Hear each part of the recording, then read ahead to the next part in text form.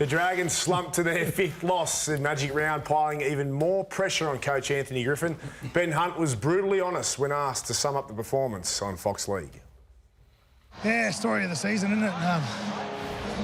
Honestly, we were just dumb today. Some of the things we did were just, it's not NRL standard. Silly penalties.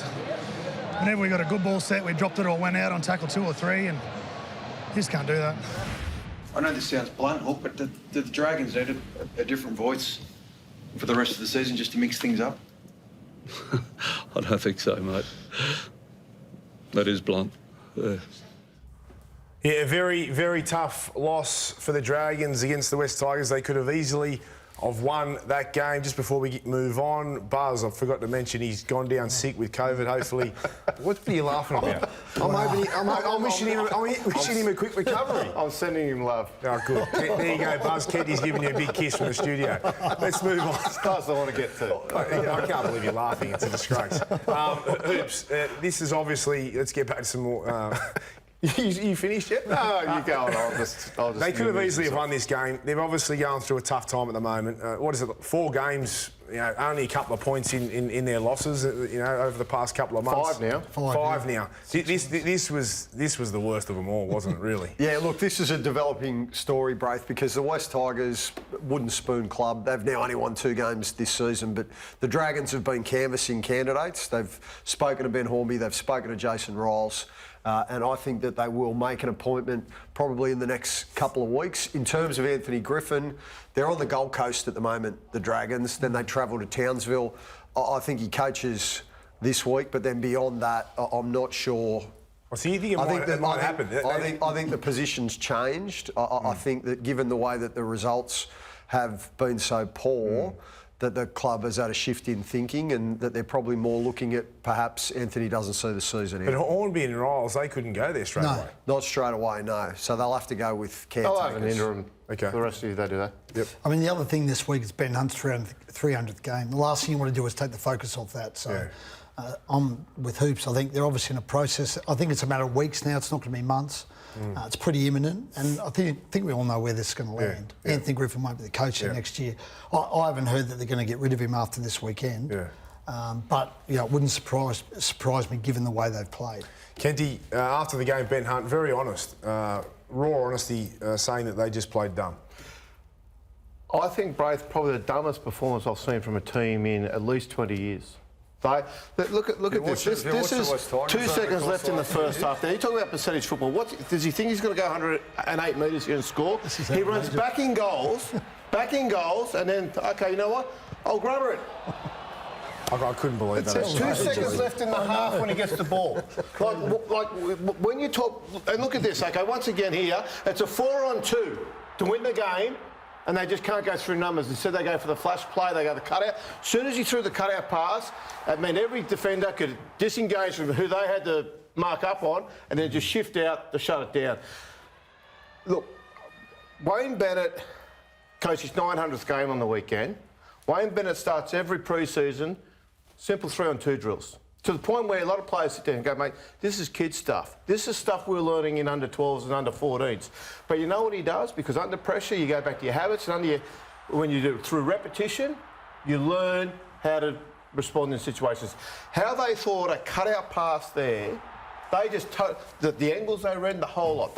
Mate, St George running out on tackle 2, they are playing such dumb football, they gave themselves no chance. Yeah. I couldn't believe it. I sit there and I hear about how professional everybody is, and this is now a $25 million business, this club, minimum, right?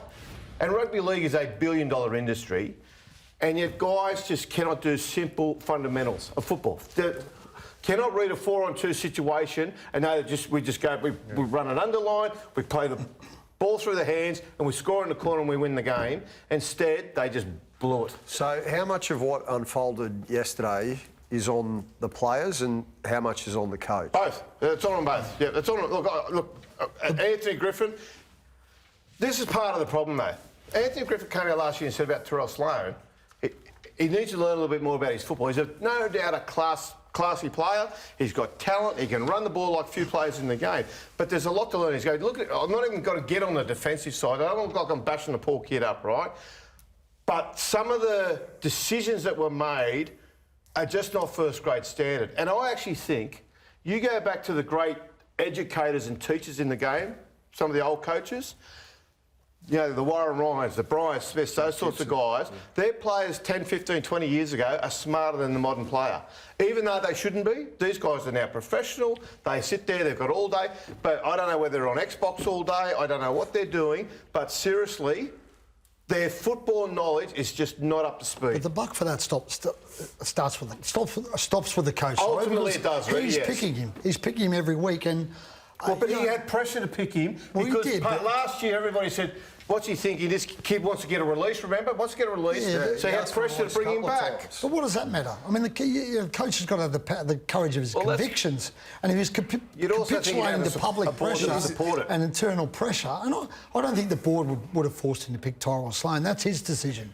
So if those mistakes are being made by Tyrell and he's not learning, but is it a bit of stage fright? On the coach. Is it a bit of stage fright? Sometimes, I know when I was playing, you go through rough patches in one incident, yes. No, yeah, possibly. Repeatedly? When you start losing and you're that desperate for a win, you start overthinking and you kind of lose those basic instincts and that confidence that you would usually ice the game. I mean, for him there, I agree. All he had to do was come off his right a little bit and just give a short pass. I mean, Moses Sully copped a bit of criticism, but it wasn't his fault. I mean, Sloan should have just, drew the defender and went short. It was a 3-on-1. But you can get you see it in teams that really just snowball and they don't know how they find themselves in a hole, but they're just there and they can't get out of it.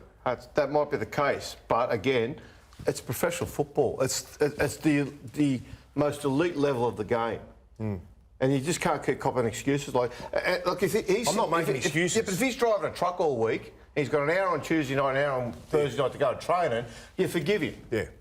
But they train for 2 or 3 hours a day, or whatever it is, even if it's 4 hours a day. Most people, why aren't you doing video? Why are you doing other things? Like, you go through their defensive... I'm sure they are. Well, are they doing enough then?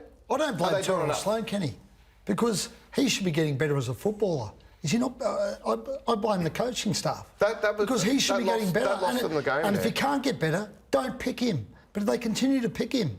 Yeah. Trouble is they've got no option because Cody Ramsey's gone for the season. There must be other fullbacks in the system somewhere. But Reedy, I'm looking at a big picture. See, at the same weekend, you trot out the other bloke, 73-year-old coach, who starts every season with the same thing, with basic football fundamentals, basic repetitions, basic stuff. So when you're under pressure, you go back to what you know, which is what you learned in the pre-season when you're doing your 3-on-2s. And most other coaches, players are on beyond that now. But you're agreeing with me because you're saying it's on the coaching. Yeah, it's on the club. It's not on. I'm not just bashing up poor old Sloan here, right? But that was because their whole performance.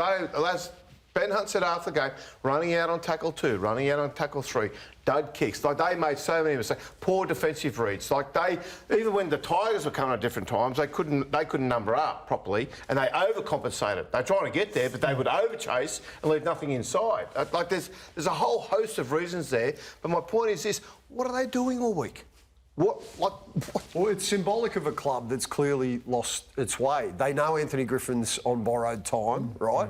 The players, Zach Lomax was dropped. He's had a blow-up with the coach during the week. They've gone up the magic round. With all due respect to the West Tigers, they're playing the side that got the wooden spoon last year. They're not the hardest opposition to come up against. Hoops, just going back to the start there, Hornby and Riles, you said, were possibly in the running. Who's ahead of the other? Is there anyone that you think's got the run on the other? The way I've heard it is there is a big push on for Ben Hornby at this point in time. I think Jason Riles and Dean Young are also in the conversation. I think Shane Flanagan, as much as there has been quite a big push from sections of the media, I think he's a little bit further back in the pack.